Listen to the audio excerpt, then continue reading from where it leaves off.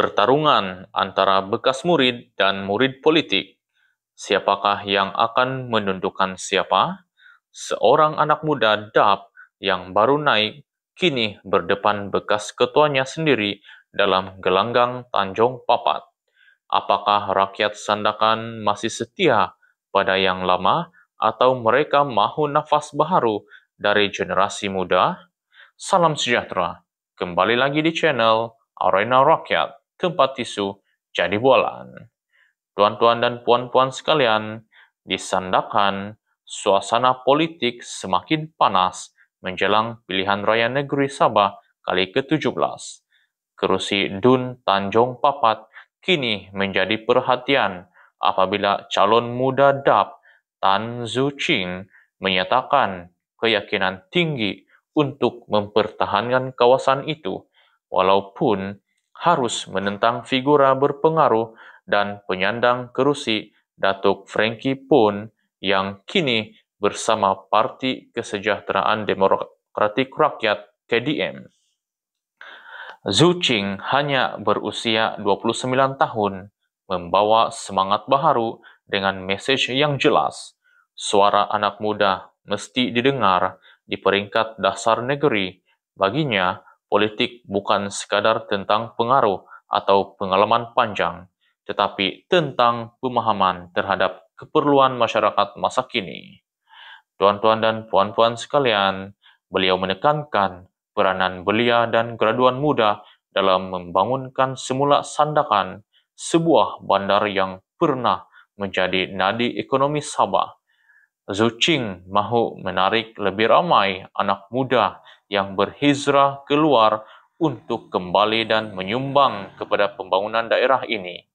Menurutnya, kita perlukan tenaga muda untuk membina masa depan Sandakan, kerana kita lebih memahami keperluan dan haluan kita sendiri.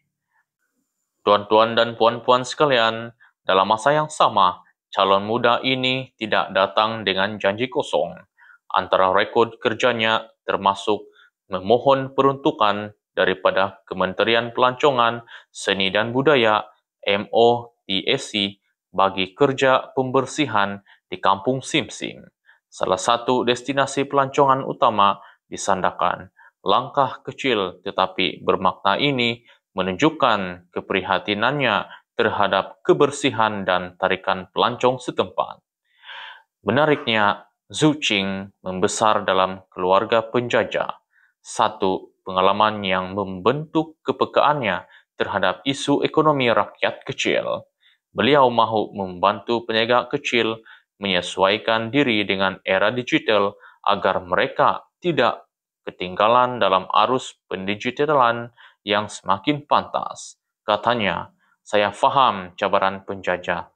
Mereka mungkin lambat dalam proses digitalisasi, tapi saya yakin warga Sandakan sanggup belajar dan kita akan bantu mereka melalui latihan dan kursus. Namun, di sebalik keyakinan itu, cabaran sebenar menanti.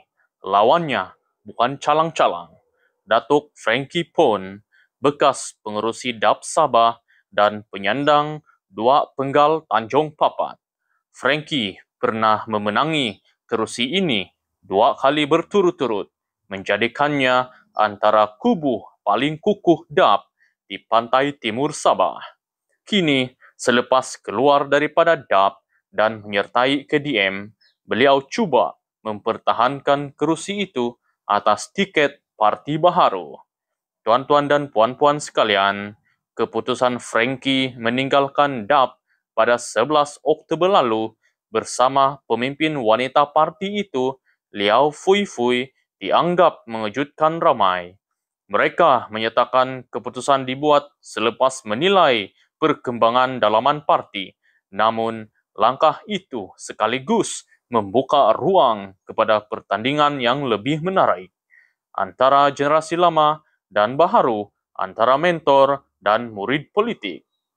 Tuan-tuan dan puan-puan sekalian, dari sudut politik Sabah, pertandingan seperti ini menggambarkan dinamika baharu yang sedang berlaku.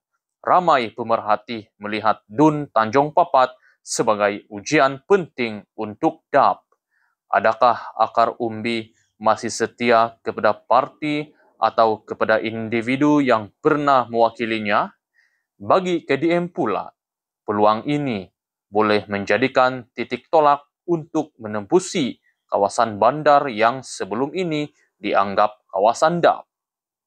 Apa yang pasti, sokongan rakyat Sandakan akan ditentukan oleh siapa yang lebih dekat di hati rakyat, bukan semata-mata lambang parti.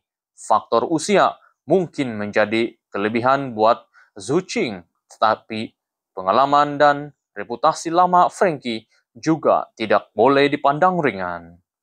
Tuan-tuan dan puan-puan sekalian, pilihan raya negeri Sabah kali ini dilihat bukan sekadar perebutan kuasa, tetapi juga pertembungan idea dan generasi. Anak muda seperti Zuching membawa aspirasi baharu, manakala veteran seperti Frankie pun membawa pengalaman dan jaringan politik yang luas.